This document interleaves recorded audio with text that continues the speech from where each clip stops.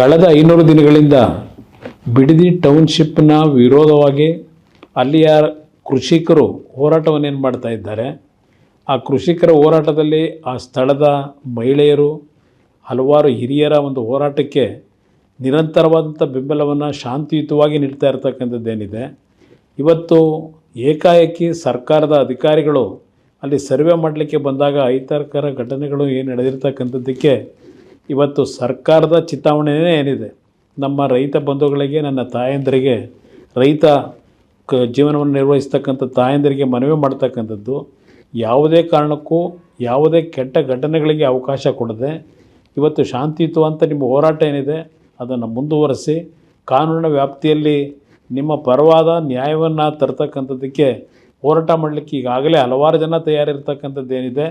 ಆ ಹಿನ್ನೆಲೆಯಲ್ಲಿ ನಿಮ್ಮ ಹೋರಾಟದಲ್ಲಿ ಯಾವುದೇ ರೀತಿಯ ಸರ್ಕಾರದ ದೌರ್ಜನ್ಯ ದುರ್ಬಳಕೆಗೆ ನಿಮ್ಮ ಶಾಂತಿಯುತ ಹೋರಾಟಕ್ಕೆ ಯಾವುದೇ ರೀತಿಯ ವಿರೋಧ ಆಗಬಹುದು ಅಂತಕ್ಕಂಥದ್ದು ನಾನು ಹೇಳಲಿಕ್ಕೆ ಬಯಸ್ತೀನಿ.